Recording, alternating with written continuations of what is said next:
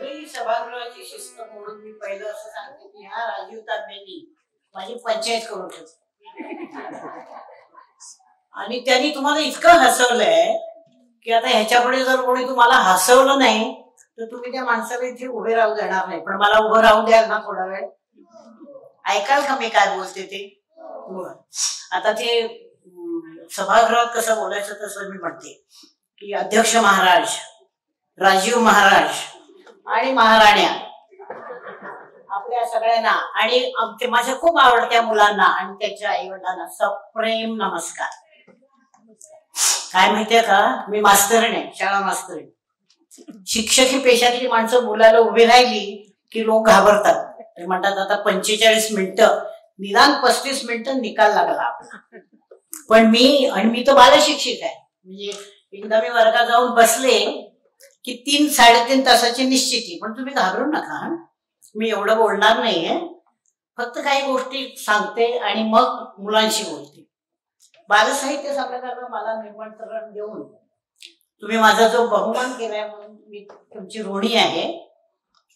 आणि या योजनेत मला वाटतं ह्या बाईंचा हात आहे अशी मला शंका आहे. तुमचे मनपूर्वक आभार. माझ्या समोर आईबाबांसहित बसलेल्या मुलांनो, तुम्हाला बघून तुम्ही सगळे किती भाग्यवान आहात असं मला तीव्रतेने जाणवतंय. मुलांना कपडे आणायला, खेळ घ्यायला, खाऊ आणून द्यायला किंवा सर्कस सिनेमाला नेणारे आई बाबा मी खूप पाहिलेत आणि बघत असते. पण अशा संमेलनाला, साहित्य संमेलनाला, अशा कार्यक्रमाला मुलांना घेऊन येणारे आई बाबा मला आजच भेटतायत. त्या सगळ्यांचं अभिनंदन. पुस्तक प्रपंचासाठी आई बाबा मुलांना बाहेर आणत नाहीत आणि आज तुम्ही ते केले याचा मला खूप आनंद आहे. पुस्तकांसंबंधी बोलण्याआधी मला जरा शिक्षण विवेक या मासिकाबद्दल मी बोलू का, चालेल का? हे मुलांनी सांगायचं मला, हो की नाही म्हणून. मोठ्या माणसाला काही चालतं. बोलू का थोडं शिक्षण विषयक या मासिकाबद्दल? फारच उत्तम मासिक आहे आणि मला हे असं मासिक आहे आणि त्याच्या 80,000 प्रति दर महिन्याला खपतात आणि हे 10 वर्ष सुरू आहे मला माहितीच नव्हतं. आणि त्याची मला मनापासून लाज वाटते, मला खूप वाईट वाटतं. पण जेव्हा हे मला कळलं की असं मराठी मासिक त्याचा इतका खप आहे आणि ते इतकं सुंदर चालू आहे आणि ते मुलांना आवडतं, त्यावेळी मला आनंदही झाला आणि माझ्या अज्ञानाचं दुःखही झालं. त्याच्या 5-6 प्रती मी वाचल्या आणि माझा आनंद वाढलाच. यातील विषयांची विविधता म्हणजे वेगवेगळे विषय, विज्ञान विषयक माहिती वाचून मी थक्क झाले आणि माझ्या माहितीत आणि ज्ञानात मुलाची भर पडली. रंगीत चित्रांची उत्कृष्ट छपाई, सुरेख फॉन्ट म्हणजे जो टाईप असतो ना त्याला फॉन्ट म्हणतात. ज्ञानात राजीव तांबेंसारख्या सिद्धस्थ लेखकांच्या कथा आणि महत्वाचं म्हणजे जवळजवळ परिपूर्ण शुद्ध लेखन. आणि शिवाय हे मासिक 20 रुपयाला द्यायची किमया हे लोक कशी काय करतात हे मला समजत नाही अजिबात. आता मी मुलांशी बोलते. तुमच्याशी बोलू का मुलांना? बरं, तुम्हाला गाणी येतात का? गाण्याची गंमत काय आहे? तुम्हाला खेळ पण आवडतात ना? पण आता कुठे खेळत बसणार, इथे सगळे लोक बसले तर तुम्ही कुठलं तरी गाणं म्हणावं असं वाटतं मला, जी सगळ्यांना येत. म्हणणार का? आवाज बारीक झाला. अरे वा. बरं, कुठलं गाणं म्हणूया बरं आपण? जनगण म्हणून तर म्हणता येणार नाही, कारण ते राष्ट्रगीत आहे, ते उभं राहून म्हणायला लागतं आणि शिवाय ते कार्यक्रमाच्या शेवटी म्हणायला लागतं. दुसरं कुठलं गाणं हिंदी किंवा मराठी जे सगळ्यांना येत असेल असं कोणतं गाणं आहे? आईबाबांनी सुचवलं तरी चालेल. सांगा, लाजू नका आणि घाबरू तर मुळीच नका. सगळ्या मुलांना आवडणारं मराठी गाणं कोणतं? छोटंसं आहे. हिंदी गाणं येतं का? होंगे कामयाब येतं का म्हणायला? येतं? कोणाकोणाला येतं ते माझ्यावर म्हणणार? 2 कडवी म्हटली तरी चालेल. आणि म्हणताना ना सगळ्यांनी बरोबर म्हणायला हवं ना, म्हणून मी 1, 2, 3 स्टार्ट असं म्हटलं सुरू करायचं. रेडी का सगळे? 1, 2, 3 स्टार्ट। होंगे कामयाब, होंगे कामयाब, हम होंगे कामयाब एक दिन। मन में है विश्वास, पूरा है विश्वास, हम होंगे कामयाब एक दिन।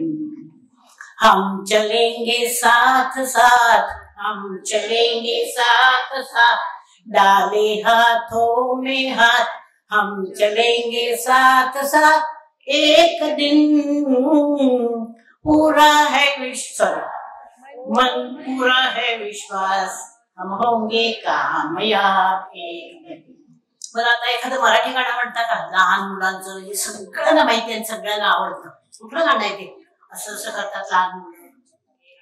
हा, परत परत 1 2 3 स्टार्ट। पावसा तुला देतो पैसा, पैसा छान।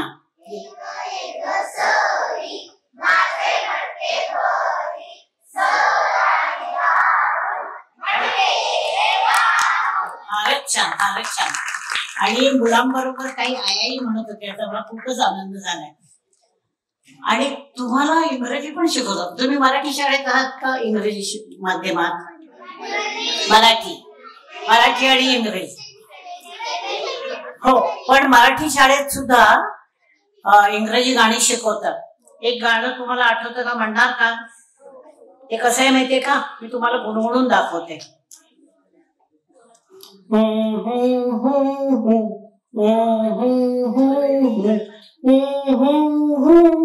कुठलं सांगा? Are you sleeping? You sleeping, brother John? Brother John, morning bells are ringing, morning bells are ringing, ding dong bells, ding dong bells. आता ह्याचं एक मराठी गाणं केलंय, मी तुम्हाला आत्ता शिकवते आणि तुम्हाला आत्ताच्या आत्ता येईल। मी म्हणल्यावर नंतर म्हणायचं बरं का? एक ओळ मी म्हणणार, मग तुम्ही म्हणायची। मी हात असा केला की तुम्ही म्हणायचं।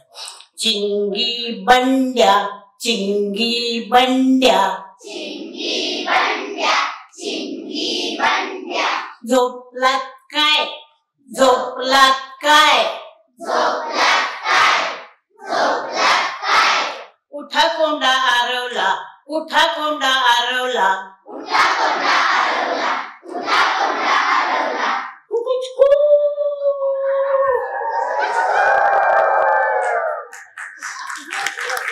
आणखी एक गाणं माहितीये का तुम्हाला? Daddy daddy yes my dear, माहिती? हो, व्हेरी गुड। आपण म्हणूया सगळ्यांनी परत। 1 2 3 start. Daddy daddy yes my dear, mama beat me how my dear, this way that way, this way that way, this way that way, this way that way, this way that way. येतं सगळ्यांना? म्हणा बरं माझ्या बरोबर। 1 2 3 start. Daddy daddy yes my dear, mama beat me how my dear, this way that way, this way that way, this way that way, this way that way, this way that वे। आता मराठी म्हणायचं माझ्या नंतर। बाबा बाबा काय रे बाळा, बाबा काय रे बाळा, आई मला मारते कसं बाबा, आई मला मारते कसं बाबा, असं असं असं असं असं असं असं असं असं। आवडलं का? आता मी थोडस मोठ्या माणसांसाठी बोलू का? पटकन व्हावं म्हणून मी ते लिहूनच आणले। थोडस पुस्तकाबद्दल बोलणार। तुम्हाला सगळ्यांना पुस्तकं आवडतात ना? मग आता थोडा वेळ प्लीज शांत बसून मोठ्या लोकांसाठी मी थोडस वाचून दाखवते, ऐकाल का तुम्ही प्लीज? Thank you very much. पुस्तकं आपल्या सर्वात सच्चे मित्र असतात। ती वाचताना आपल्याला गंमत वाटते, आपली करमणूक होते। ती वाचून आपल्याला आपल्या मनातील भावभावनांचा पूर्ण अर्थ लावता येतो। पुस्तक आपल्याला माहिती आणि ज्ञानही देऊ शकतात, त्यांच्यामुळे आपली विचारशक्ती वाढीला लागते आणि तर्कशुद्ध विचार करता येतो. पुस्तकं आपली कल्पनाशक्ती काढायला लावतात आणि पुस्तकांमुळे चांगली लेखनशैली काय हे आपल्याला अगदी लहान वयापासून कळू शकतं. शब्दसंग्रह विकसित होतो. शब्दांच्या वेगवेगळ्या अर्थछटा आपल्याला कळू लागतात. पुस्तकातील कथामुळे आपल्याला चांगलं काय, वाईट काय, चूक काय, बरोबर काय हे कळतं आणि विनोद बुद्धी तरल बनते. आणि या सर्व गोष्टीमुळे आपल्या व्यक्तिमत्वात बदल होतो, ते चांगलं होतं. अशी ही पुस्तकं कुठल्या वयात वाचायला हवी त्याच्याबद्दल मी थोडंसं बोलते आणि तुम्ही ऐका. ज्यांना लहान भावंड असतील ना घरी, त्यांनी लहान भावंडांना ते वाचून दाखवायचा प्रयत्न करायचा. मुलांनो थोडे शांत बसता का प्लीज. ही मुलगी आहे ना ग्रीन शर्ट, हिरवा शर्ट घातलेली. हा, काही थोडं वाचन, अभ्यास आणि अनुभव यांच्या आधारावर मी आज ठामपणे सांगू शकते की मुलांचा आणि पुस्तकांचा संबंध साधारण 6 ते 8 महिन्याच्या वयात यायला हवा. वयापेक्षा मी असं म्हणेन की जेव्हा मूल स्वतः बसू शकतं तेव्हा त्याला पुस्तकं दाखवायला, वाचून दाखवायला सुरुवात करायला हवी. अर्थात ते आई बाबा आणि मुलाला सांभाळणाऱ्या व्यक्तीचं काम आहे. त्याच्या विशिष्ट पद्धती आहे, पण ते अगदी सोपे आहे. थोडेसे कष्ट घेतल्यास त्या सहज साध्य होतात. अर्थात मी हे सर्वसाधारण म्हणजे शारीरिक आणि मानसिक व्यंग नसलेल्या मुलांबद्दल म्हणते. तसंच चिडखोर, हट्टी आणि आक्रस्त आणि मुलांना ते जमणं जरा अवघड असतं. इथे एक गोष्ट मला मात्र आवर्जून सांगायची आहे की मुलं जी हट्टी चिडखोर बनतात ती फक्त त्यांच्या आजूबाजूच्या प्रौढ माणसांमुळे तशी बनतात. बसू लागण्याच्या वयात पद्धतशीर रीतीने मुलं आणि पुस्तकं यांचा संबंध आणला, तशी व्यवस्थित प्रेममय शिस्तीने त्यांची सांगड घातली तर अशी मुलं साधारण 2.25 ते 2.5 वर्ष होताना दुकानांच्या वरच्या पाट्या, वर्तमानपत्रातले ठळक शब्द, छोट्या पुस्तकातले सहज शब्द अगदी सहजपणे वाचू शकतात. वाचनाच्या वेगवेगळ्या पद्धतींचा समन्वय साधून हे काम करता येतं. त्यामुळे मुलांना होणारा आनंद आणि आई बाबांना होणारं समाधान अपरिमित असतं. नवीन वाचन पद्धती मुळात शोधल्या फ्रेंच आणि जर्मन लोकांनी, परंतु त्या जगभर पसरून त्याचं श्रेय मात्र अमेरिकेने घेतलं.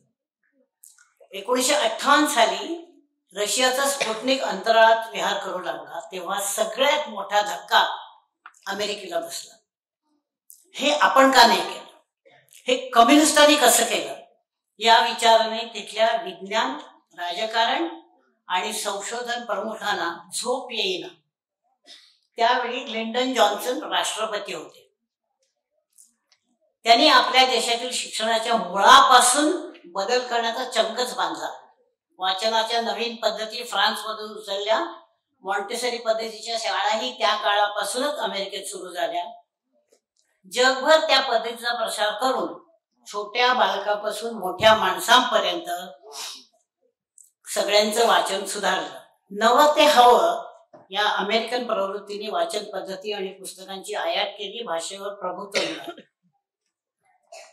आता मी थोडंसं जे वाचणार ना ते लहान मुलांना कंटाळेल, त्यांनी फक्त जरा शांत बसा. भाषेवरून जगप्रसिद्ध भाषातज्ञ आणि मानसशास्त्र नोएम चॉम्स्की यांची आठवण आहे. A human child is endowed with grip, grammatical structures and is wired to learn arts, languages and maths.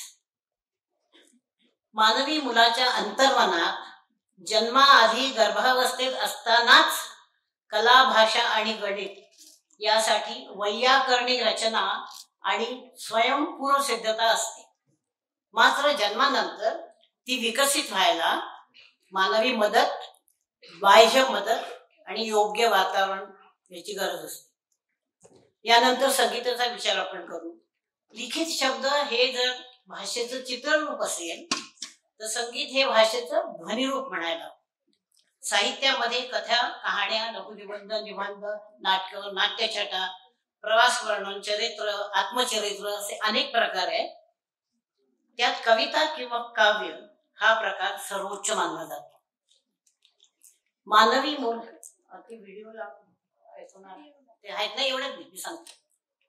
मानवी मूल गर्भावस्थेत असताना साधारणतः 6व्या-7व्या महिन्यापासून आईच्या हृदयातले ठोके ऐकतच वाढत असतात. 6व्या महिन्यापासून आईच्या पोटातल्या मुलाचा कान तयार होत असतो. अभिमन्यूची गोष्ट आपल्या सर्वांना माहितीच आहे. या विषयावर पाश्चात्यांनी खूप संशोधन करून मुलाचा कान हा गर्भाशयात असणारा एकुलता एक अवयव असा आहे की जो कार्यरत असू शकतो. त्याच्याबद्दल बऱ्याच गोष्टी आहेत. मी एक छोटीशी द.ग. गोडसे नावाचे मोठी चित्रकार महाराष्ट्रात होते, ती वारले अलीकडे. ते नेपथ्यकार मोठे होते, चित्रकार होते, लेखक आणि टीकाकार होते.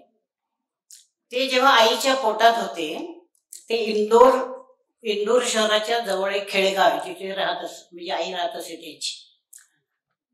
तिच्या आईचे दिवस भरत आले. जेव्हा तिचं बाळणपण जवळ आलं तेव्हा नर्मदेला मोठा पूर आला होता आणि त्या पुरातून जायला नाव घालायला कोणी नावाने तयार होईना. तेव्हा काय झालं, त्यावेळी अशी पद्धत होती, खाट उलटी करून त्याच्यावर गादी घालून, म्हणजे पायावरती आणि पाण्यावर खाट, त्याच्यावर गादी घालून बाळंतीण बाईला झोपवायचे आणि 4 भोई, ते भोई म्हणजे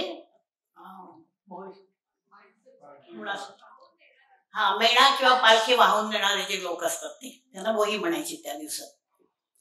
ती घाट वाहून देत होते. नर्मदेचा पूर इतका प्रचंड होता की सगळ्या भोयांचे हात सुटून ती नाव धारायला लागली. नर्मदेतून वेडी वाकडी बुडत बुडत जवळजवळ जायला लागली आणि आई खूप घाबरली. साहजिकच, द.ग. गोडसे तेव्हा आईच्या पोटात होते. कर्मधर्म संयोगाने मध्ये झाडी लागली, त्या झाडीला ती खाट अडकली आणि मग भोई लोकांनी येऊन त्यांना कसं बसं हॉस्पिटलमध्ये नेलं. द.ग. गोडसे आम्हाला असं सांगायचे की वयाच्या 70 वर्षापर्यंत त्यांना कायम असं स्वप्न पडायचं की आपण खूप पाण्यात, समुद्रात, भयंकर मोठ्या जलाशयात आहोत आणि आपण गुदमरतो, आपल्याला श्वास घेता येत नाही, आपल्याला काही कळत नाही, आपण बुडतो, आता मरतो, अशी भावना होऊन जाग यायची. म्हणजे आईच्या पोटात असताना जे भोगलं, सहन केलं, त्याची आठवण सहसा लवकर पुसत नाही मनात. जन्मानंतर कोणत्याही देशातली कुठलीही आई असो, ती आपल्या बाळासाठी अंगाई गाणं म्हणते किंवा तत्सम काहीतरी गुणगुणत असते. ते तिला शिकवायला लागत नाही.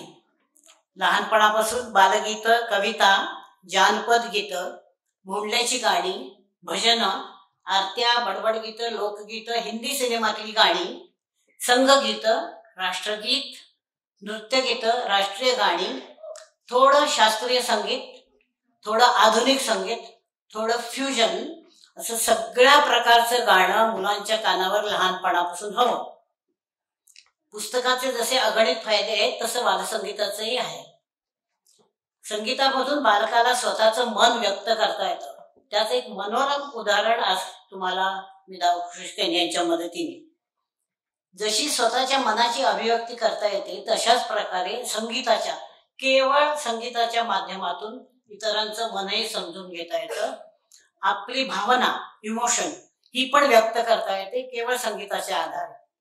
संगीताचे साधे फायदे म्हणजे आपलं बोलणं स्पष्ट होतं, उच्चार कळू लागतात आणि क्रमिक स्मरणशक्ती दृढ होते. केवळ स्मरणशक्ती म्हणजे बुद्धिमत्ता नव्हे हे आपल्या सगळ्यांना चांगलंच माहिती आहे. परंतु स्मरणशक्ती हा बुद्धी जोपासण्यासाठी, मनाची मशागत करण्यासाठीचा मोठा व्यायाम आहे हे लक्षात घेतलं पाहिजे. संगीतामुळे शब्दसंग्रह वाढतो, भाषेचं आकलन होऊन ती अर्थवाही होते. काही शब्द पुन्हा पुन्हा उच्चारल्यामुळे त्यांना वेगवेगळ्या अर्थाचे धुमारे फुटायला मदत होते. त्याबरोबरच संगीताच्या प्रकृतीमुळे ताल समजू लागतो, लयबद्धता येऊ शकते आणि मुख्य म्हणजे संगीतामुळे अपार आनंद मिळतो. अगदी बाल्यापासून मुलं गायनाचा आनंद घेऊ लागतात. गाणं न आवडणारं लहान मूल मी अजूनपर्यंत पाहिलं नाही. अर्थात अशी मुलं नसतातच, कारण त्यांना कोणी संगीत ऐकवलं नाही तर ती स्वतःचं संगीत निर्माण करतात. मात्र त्यांना प्रोत्साहन मिळालं पाहिजे, नाहीतर ती निराशेच्या गर्तेत जातात. थोडंसं आहे आता बरं का मुलांना. खूप तुम्ही छान बसलात, मला खूप बरं वाटलं. संगीताच्या एकत्र गायनाने मैत्री आणि संघभावना दृढ होतात आणि एकमेकाबद्दल प्रेम, आदर आणि सहिष्णुतेची भावना हे वाढीला लागतात. संगीतामुळे सर्जनशीलता आणि कल्पनाशक्तीची वाढ आणि विकास होतो, हे खरं म्हणजे मी आधीच सांगायला होतं. संगीतामध्ये सतत रमणाऱ्यांना ज्ञानप्राप्ती होते, हे मी सांगायला नको. स्वर्गीय प्रभाजी अत्रे हे त्याचं मोठं उदाहरण आणि बरेच संगीतकार तसे आहेत.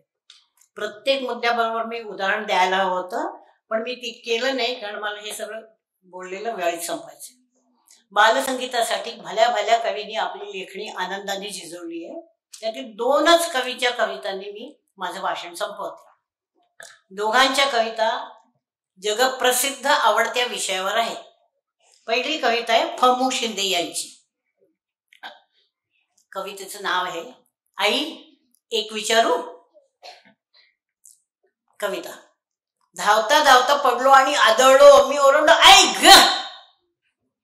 कापता कापता बोट कापून रक्त आलं, मी ओरडलो आई ग. चालता चालता अंगठ्याला ठेच लागली, मी ओरडलो आई ग. आई एक विचारू, माझं काही दुखलं तर माझ्या तोंडून तुझंच नाव कसं ग येतं. दुसऱ्या दोन्ही कविता बालकवी मंगेश पाडगावकरांची. बाबा म्हणतात माझं घर, दादा म्हणतो माझं घर, आई म्हणते माझं घर. आई तू कधी सुद्धा म्हणत नाहीस माझं घर, तरी सुद्धा तूच एकटी भरून असतेस सगळं घर. त्यांची दुसरी कविता. कधी कधी भीती वाटते, काळं काळं आभाळ दाटतं. कधी कधी भीती वाटते, काळं काळं आभाळ दाटतं. मात्र आई दिसली की काळोखात दिवा लागल्यासारखं वाटतं. धन्यवाद.